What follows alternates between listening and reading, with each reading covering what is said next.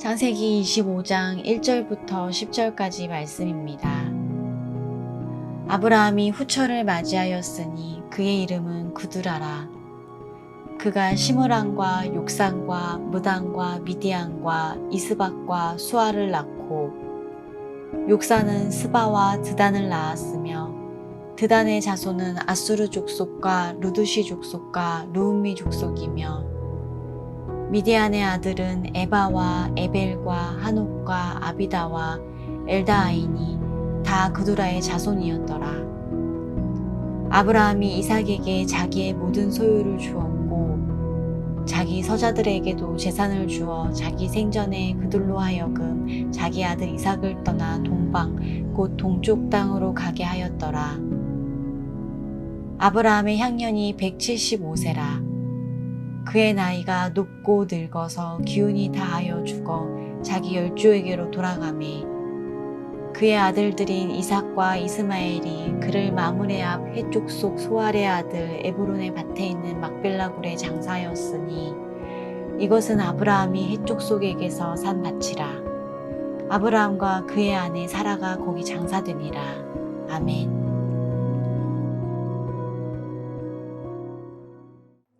이삭은 리브가와 결혼을 하여 가정을 이루었고요.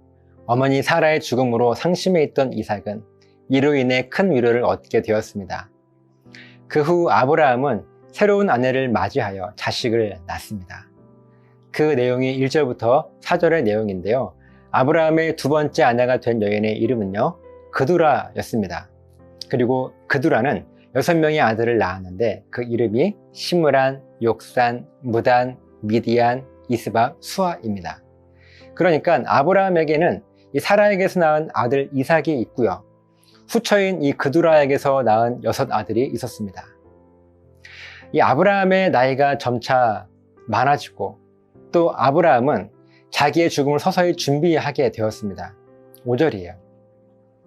아브라함이 이삭에게 자기의 모든 소유를 주었고 아브라함의 마지막을 준비하면서 가장 먼저 이 아브라함이 한 일은요, 자기의 모든 소유를 아들 이삭에게 준 것이었습니다.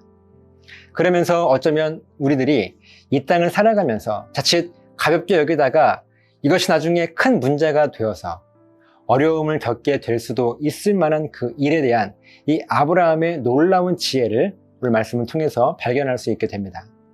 6절 말씀이에요. 자기 서자들에게도 재산을 주어 자기 생전에 그들로 하여금 자기 아들 이삭을 떠나 동방 곧 동쪽 땅으로 가게 하였더라. 아브라함에게는요 6명의 다른 아들들이 있었습니다. 그런데 아브라함은 이삭을 제외한 다른 모든 아들들에게 재산을 나누어 주고 아브라함이 살아있을 때 자기의 아들 이삭을 떠나 동쪽 땅으로 가게 해요. 그 아들들을요. 만약에 이삭과 6 아들들이 함께 한 집에 살고 있었다면 어땠을까요? 물론 형제들 간에 우애 깊게 행복하게 잘 살았을 것입니다. 그런데 일단 아브라함은 이삭에게만 자기의 모든 소유를 주었어요. 그리고 서자들에게는 조금씩의 재산을 서운하지 않게 주었습니다. 아무리 아브라함이 서로가 서운하지 않게 해주고 이해시킨다 하더라도 우리들은 사람이기 때문에요, 어느 한 형제에게 서운한 마음이 들 수 있게 됩니다. 그 서운함은 또 다른 문제로 번져가므로 결국 모든 형제들의 우애가 깨져버리게 될 수도 있는 거죠. 아브라함은요, 처음부터 이러한 문제를 일으키는 그 원인들을 아예 제거해버립니다.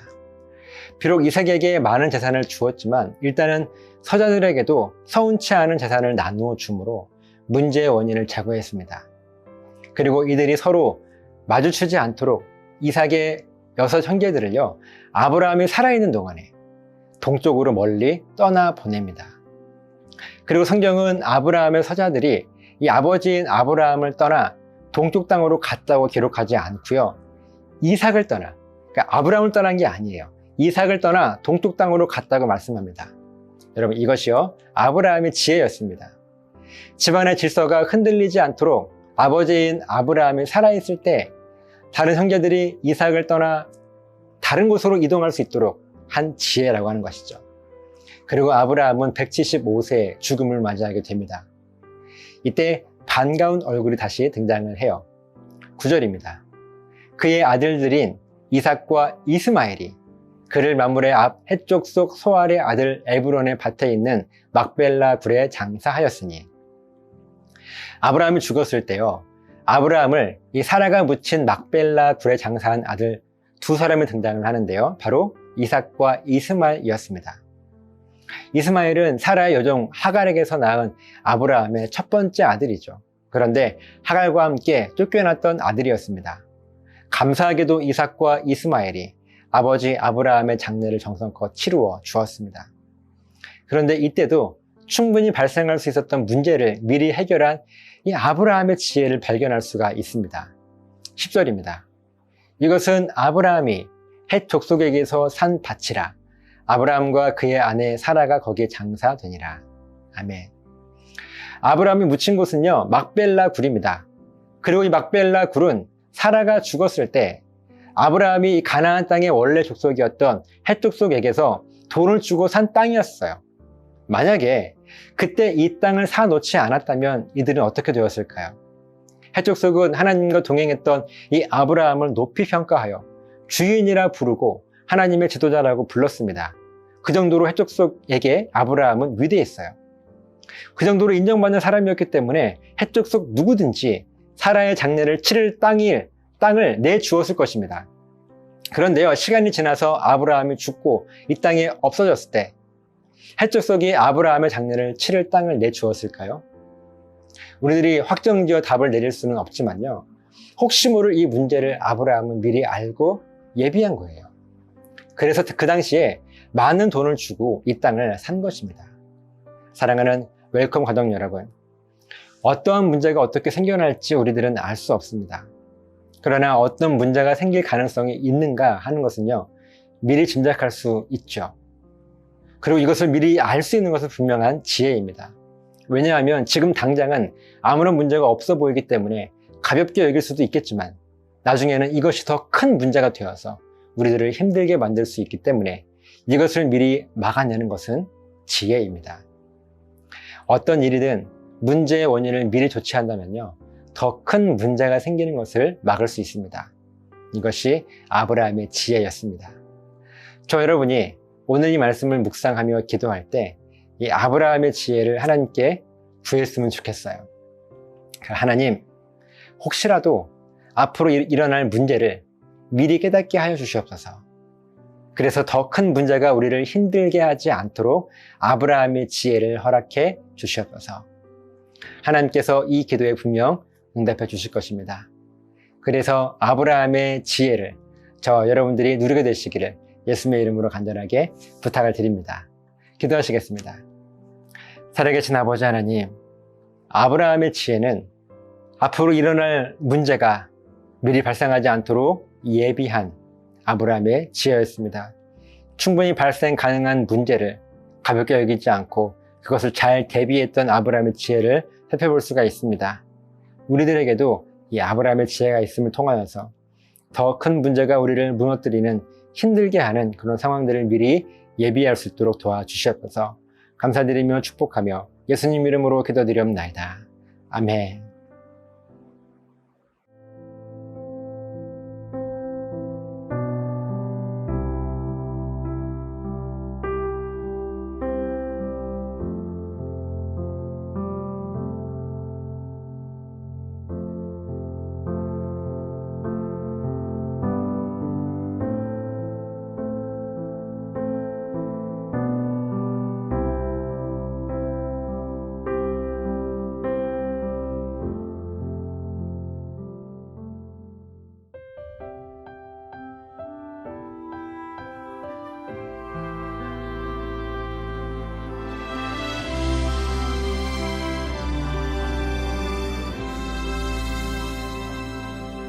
내가 누려왔던 모든 것들이, 내가 지나왔던 모든 시간이, 내가 걸어왔던 모든 순간이 당연한 것 아니라 은혜였소. 아침해가 뜨고 저녁에 노을 봄의 꽃향기와 가을의 열매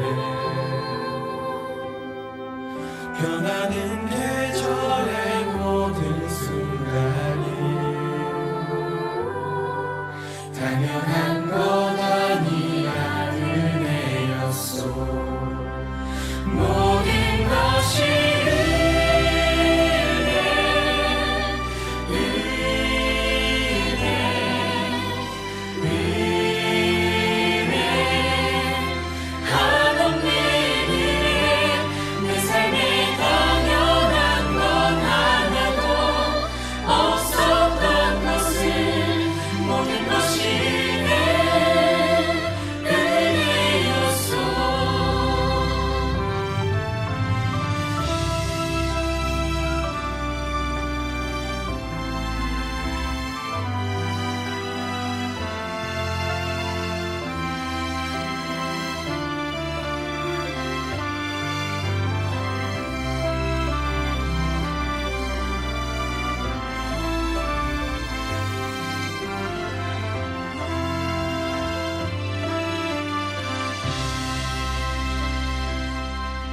내가 이 땅에 태어나 사는 것